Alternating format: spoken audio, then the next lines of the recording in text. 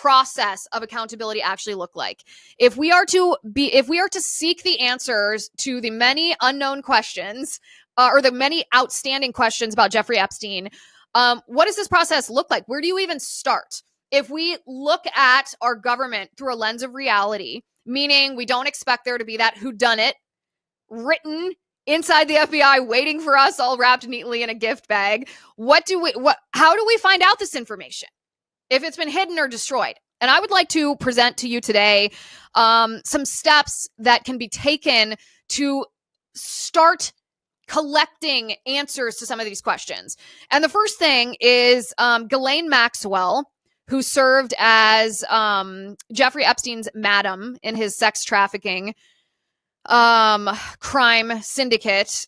She was the one who procured underage girls for him. Absolutely disgusting. She's serving in prison for this crime, 20 years for the sex trafficking of underage girls.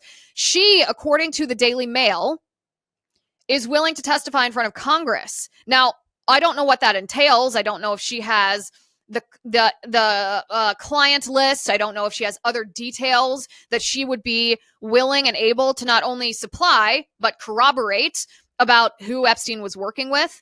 If there were other men who she sex trafficked to, or I don't know what kind of information she has. However, I cannot think of a valid reason why Congress would not take Ghislaine Maxwell up on this offer. I cannot think of a valid reason why not.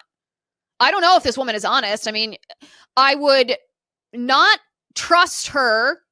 I would not give her the benefit of the doubt because she's in prison for sex trafficking children. That means that you're a bad person who has done evil things. However, what could be the downside of inviting Ghislaine Maxwell to testify in front of Congress? Would this not be a low-risk venture in the sense that worst case scenario, she either tells lies or produces nothing. She just wants attention. Best case scenario, she actually gives you leads to answer some of these questions that we don't have answers to. Congress should bring Ghislaine Maxwell in front of the United States Congress, and yes, it should be televised. We should see this interview. Of course, that should happen. The other thing that Congress should do, and like I said, there's actions that need to be taken by the executive branch, by the judicial branch, and by the legislative branch here. The other thing that the legislative branch should do is they should invite for testimony the forensic pathologists, and I'm going to name 3 of them, who have publicly stated that the wounds on Jeffrey Epstein's body following his death are incongruent with the narrative that we were told by the Bureau of Prisons and the medical examiner about the cause of Jeffrey Epstein's death. We were told he committed suicide. We were told it was suicide by hanging. These forensic pathologists, and there is Dr. Michael Baden, who was hired by Jeffrey Epstein's brother Mark after Jeffrey Epstein's death. Baden said, no, this doesn't seem like a suicide. When I'm analyzing the marks on his body, it seems like homicide by strangulation. He's one, and he is a very credible forensic pathologist. Then, back in 2019, after Jeffrey Epstein's death, I had on my cable news television show at the time, I had a forensic criminologist by the name of Dr. Ron Martinelli. I had him on the show, and he's a specialist. He oftentimes does the autopsies for police-involved shootings. I mean, he is used to victim body analysis, and he also said that that the marks on Epstein's bodies were incongruent with this declaration that it was suicide by hanging. And then about a month and a half ago on the Liz Wheeler show, you can go back and watch this episode. It is, I will warn you, it's a little graphic. It's kind of grisly, but it's also fascinating. Chris Martenson, who is a PhD in pathology and toxicology, analyzed for us on this show. He brought up the pictures of Epstein's body and he analyzed mark by mark what it means. When you look at a body like that, what it would look like if it were suicide by hanging, what it would look like if it's not suicide by hanging, if it's homicide by strangulation. And all 3 of these, and these are just 3, there may even be more. All 3 of these experts contradict the government narrative that we were handed. So Congress should invite them to testify, and they should question them. And then they should subpoena the medical examiner and the Bureau of Prisons, and they should say, okay, your findings have been contested. What do you have to say for yourself? These investigations, these questions can be answered if they're asked to the right people. Congress should also subpoena, or You don't have to subpoena it first. You can invite the person, and if they say no, then you subpoena them. But you can invite Alex Acosta. Alex Acosta is the former U.S. attorney who he presided over the non-prosecution agreement for Jeffrey Epstein, the one that got him, a couple months in that minimum security prison. He was allowed out to work. We don't even know what he did for work. But Alex Acosta was also the one who reportedly said that he was told to stay away from Epstein because Epstein was an intel asset. Well, bring this man in front of Congress. For the love of all that's good, if this man said that, he must have had a basis for why he said that. Please edify us. What is the basis for that comment? After Alex Acosta made that comment, 11 months of his emails just disappeared. His government emails, all the emails that the Department of Justice sent him about Epstein just disappeared. And when obviously they were like, hey, what happened to my emails? The government goes, oh, it's a migration issue. Yeah, we're migrating servers or whatever. What are you talking about? Do you think that we are that naive and that stupid that we would buy that? Here's what needs to happen. President Trump needs to make peace with Elon Musk, because Elon Musk needs to come in with the forensic tools, all of his Doge bros, and they need to do a forensic analysis and find out what actually happened to Alex Acosta's emails, because something tells me that Elon Musk and his Doge bros would be able to find the trail. Because when you delete something, it's not usually actually fully deleted. You can go and hunt it down if you have the technological know-how. And Elon Musk and his Doge bros have that know-how. Let's find out what happened to Alex Acosta's emails, because something tells me it's not a migration issue. It wasn't just, they got dropped on the side of the road as we were moving one email server to another. No, absolutely not. I do not buy that. The other person that Congress should call before them is William Burns. Who is William Burns? William Burns was the Undersecretary of State who, while he was the Undersecretary of State, met with Jeffrey Epstein 3 different times in 3 different locations, and very shortly thereafter became the CIA director.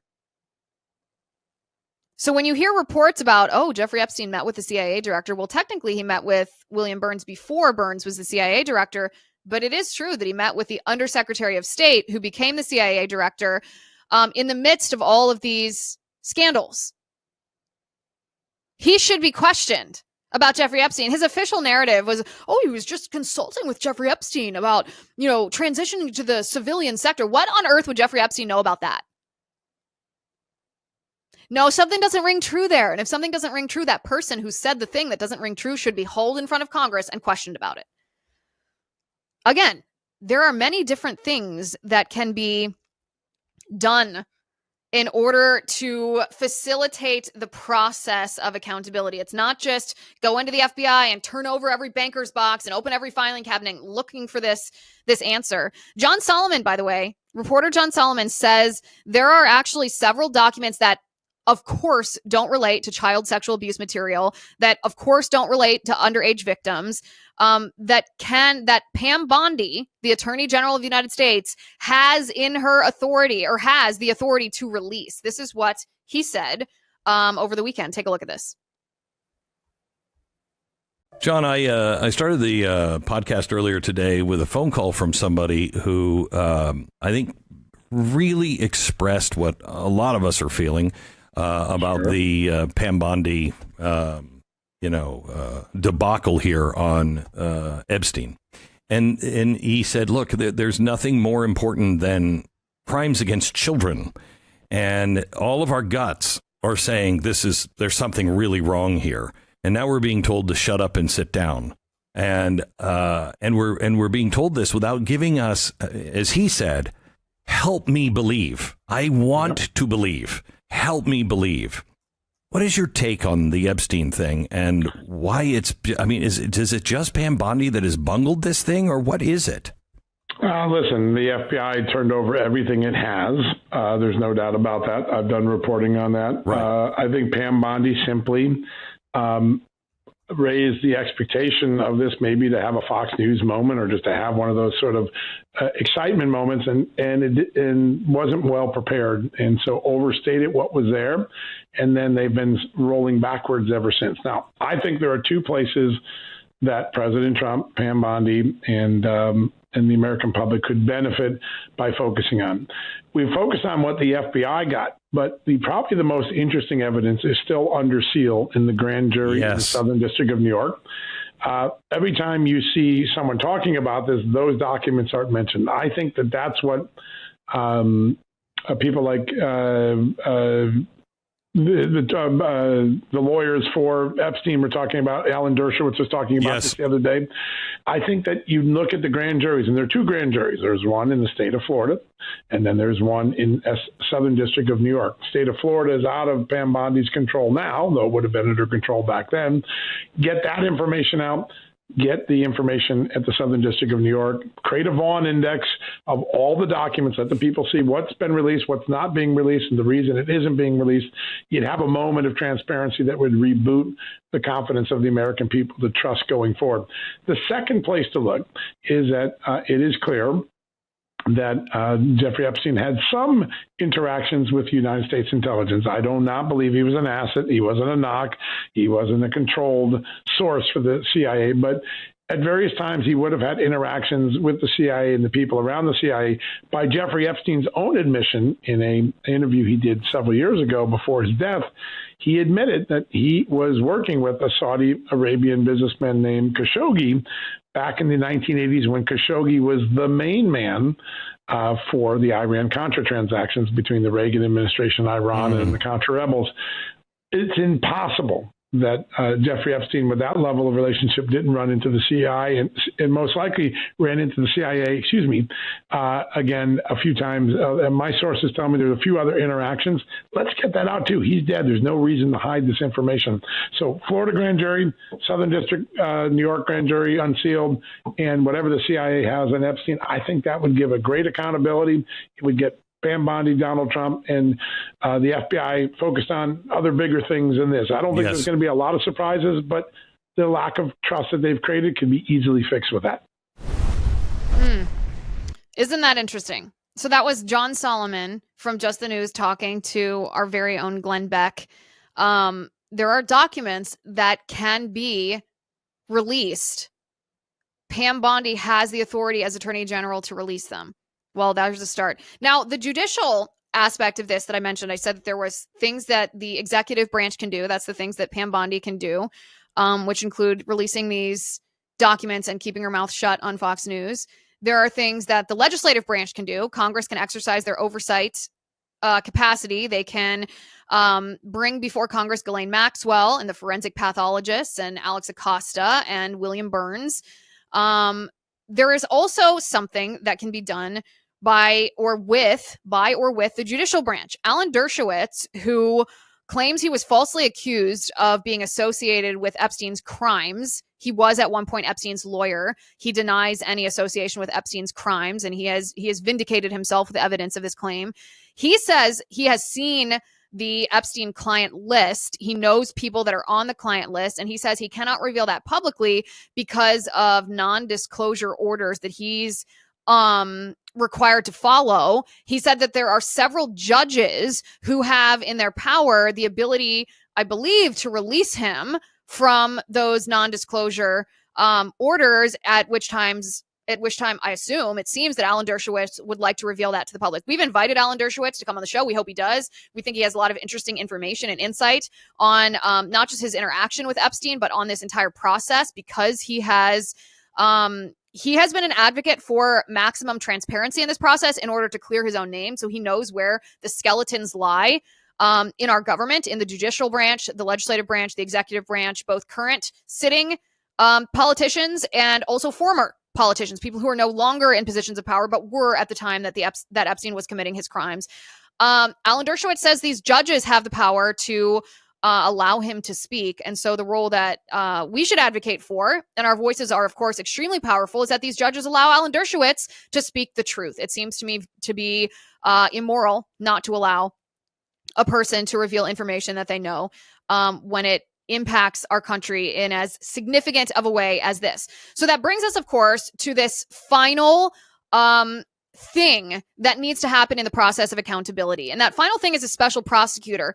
And I understand that this is a somewhat fraught topic, even among the right. There are people here today on this live stream who say, yes, the Trump administration should appoint a special prosecutor, get to the bottom of this. And then there are others who want the truth, want transparency, but think a special prosecutor would actually preclude us achieving transparency, because when there's a special prosecutor, it's a process that takes a long time. During this investigation, they can't reveal information that they find drip by drip the way that we want them to. They have to keep it all under wraps until they've come to their conclusion and present that case and their findings to the attorney general, at which time the attorney general is supposed to make that public. And maybe that would just bring us back to the same situation where Pam Bondi would be making that decision again. Wouldn't that be a nightmare? Here's the thing though.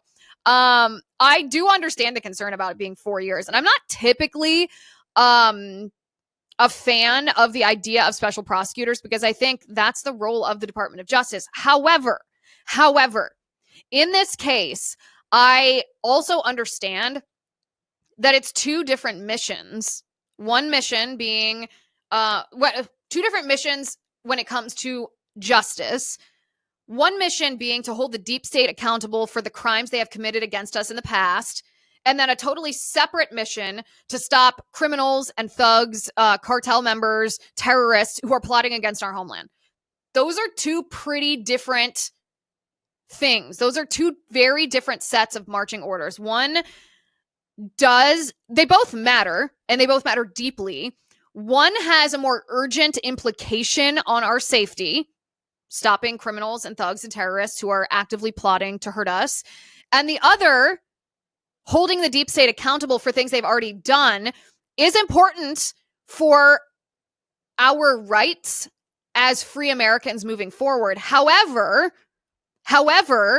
to split focus, if we're talking about the FBI specifically, to split Kash Patel and Dan Bongino's focus may not be ideal, because we want them to spend the full breadth of their time keeping our homeland safe. So what I would do is I would appoint a special investigative team at the Department of Justice. I would appoint a special prosecutor. I would appoint specifically highly skilled forensic tech people. And I'm talking like Elon Musk and his Doge bros, that level.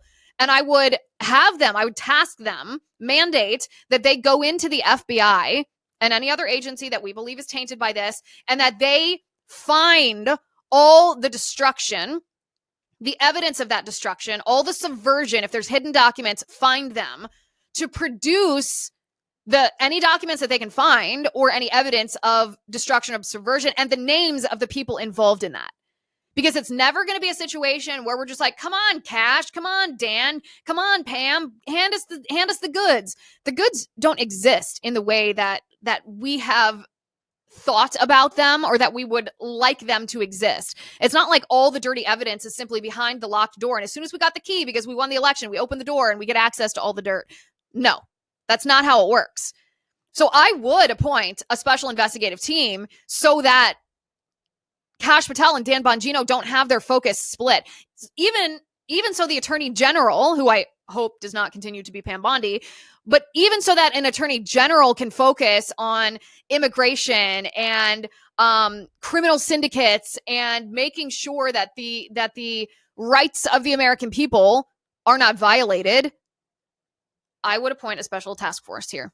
I would appoint an investigative team, a prosecutor, forensic tech people of the highest skill set imaginable to go in there to find the destruction, to identify the subversion, to uncover any hidden documents that they can, produce them, and produce the names of the people involved.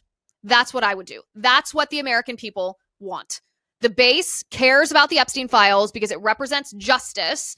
And it does represent justice. We care about the Epstein files because we have not been told the truth. There have been lies that have been told to our faces, and we can prove that these lies were told to our faces. And then there's just been a contradicting narrative that we've heard from, mostly from Pam Bondi, but from the Trump administration. And there's a way to fix this. There's a way to move forward. It's not just a matter of, yesterday I was part of a debate panel on Piers Morgan's show, and his question continued to be, okay, but what do you actually, what do you do? What do you do? And that's a good question. It's a good question to ask. So what are we asking for? We're not just asking for Pam Bondi to, like Denise said in the chat, I'm not just asking for Pam Bondi to issue me a personal apology. I don't care about that. I'm asking for justice. So what does that look like moving forward? What does transparency mean? Because we can say these words, give us the files. We want transparency, but what does that concretely mean? And these are the things that I would submit to you, the things we talked about today. These are the things I would submit to you that would be a good start for getting that transparency and what that process of accountability looks like.